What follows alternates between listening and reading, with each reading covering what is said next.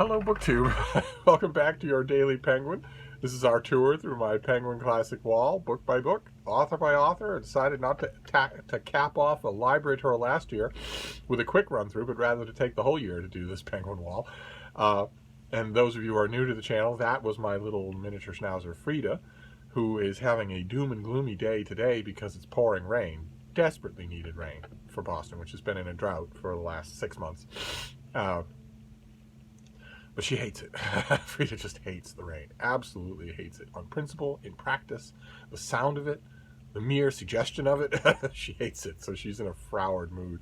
But our Penguin Classic today is a classic that very few people, even people directly connected with the subject matter, have actually read or even heard about. This is the great Russian novel you have not heard about. If you've heard of War and Peace or Anna Karenina or Crime and Punishment, or even modern Russian novels like loosely so called, like Life and Fate or Quiet Flows the Dawn or Dr. Zhivago, you still might not have heard of this one. It's a tremendous gift that Penguin does this. It's Petersburg by Andrei Bailey, whose real name was Boris Bugayev, I believe, and who wrote this book for serialized installments in a magazine, and then brought it out as a book in 1916. And it is a weird story. It's vaguely historical. It's set in the revolutionary period of 1905 in St. Petersburg, and it stars. All of these things are a little hesitant on my part, and we'll get to why. But it stars the main character is a sort of feckless young man who is conscripted into a revolutionary organization in order to deliver a time bomb to a high czarist official who happens to be his own father. And the story muddles and corkscrews from there, and it's very intentional that it does. So that by the end, you don't know what's going to happen to that package. That package remains the MacGuffin all throughout the book, but so much else is covered here. So much else is going on here. And as usual in a great Russian novel, it's the parade of personalities that is the real draw for this novel.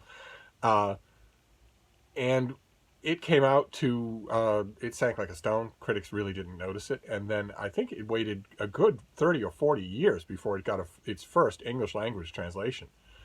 And cognoscenti of the Russian novel, especially the 20th century Russian novel, immediately began praising it. Cognoscenti in the English language who don't read Russian immediately began praising it. And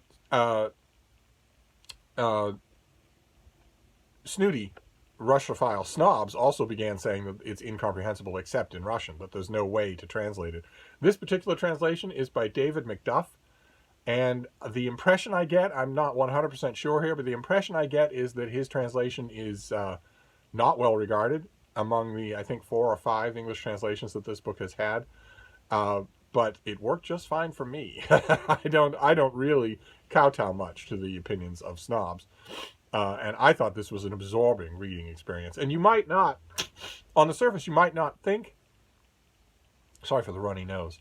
As usual, I have spent hours today sneezing. Just hours doing nothing but sneezing. Just close the computer, put the books away, lean forward at the edge of the couch, and just go sneeze.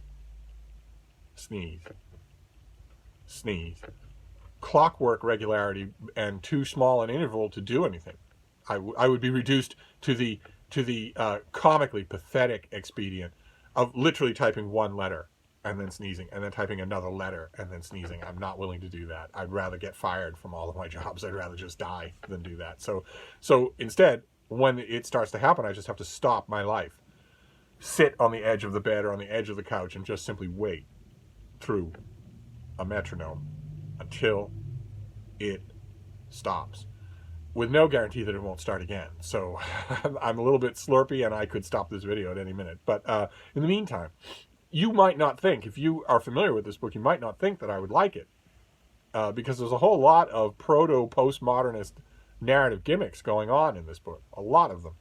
And the reason why, enough of them so that critics and the aforementioned literary snobs have often mentioned this thing as a precursor to the excrudescence of James Joyce, to the postmodernist books of James Joyce. And the reason why I love this book and hate a lot of its later imitators is because the process is entirely under control here and is also governed by a very mordant Russian wit.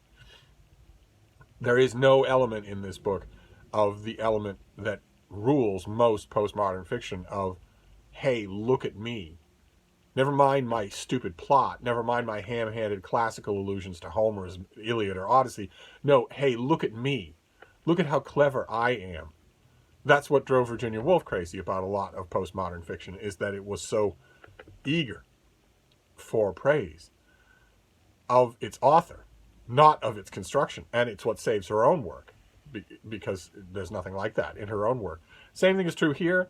This is a weird polychromatic storytelling technique that goes on throughout this book to tell the young man's story and his father's story and the story of all the people that circle around him and the fate of what is going to happen here. Is he actually going to murder his father for the revolutionary cause that he obviously doesn't believe all that much in?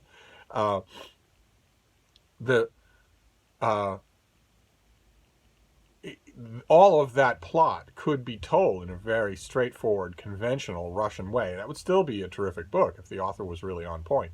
But more is going on here than that. The author is trying all sorts of narrative things in this book, trying to represent with words things that are flashes of inspiration, shivers of color or sound, and largely succeeding. Now, I don't know. I have not made a conclusive sweep of this book's English translations. I don't think I've read any others. Just this one, just the Penguin one. I don't think I've actually seen any others. So I don't know if maybe somebody else's English language translation would blow me away. It would just be 800 times better than this. I have a small amount of experience with that very experience. For instance, speaking of Quiet Flows the Dawn, Penguin Classics, with their black covers and olive green spines, used to do a translation of Sholokov, of Quiet Flows the Dawn, and I read that version and thought it was quite accomplished, a really solid book. And then, I forgot the publisher, but somebody did an enormous, new, intentionally revisionist translation of that book, and it impressed me 10 times as much. It made me feel a small amount of contempt for the Penguin Classic, for the Penguin translation that I had read before. Maybe that experience would happen here. Maybe I am, in fact, reading this book through the worst available translation. I find it hard to believe, because this is actually very effective. Certainly in terms of your Penguin Classic today, it's a recommend. And those of you who love Russian fiction probably have not read this book. And it's a towering work in Russian fiction. So I felt the same way. I felt, in addition to joy, right? I mean, if you love a certain type of literature and then suddenly late in the game you learn there's a whole book that you didn't know about, I felt the same thing with Vasily Grossman's Stalingrad. And long before that, I felt the same thing with this thing. There'll be an amount of joy, but I also felt an amount of embarrassment that I hadn't read it, that this thing is so good.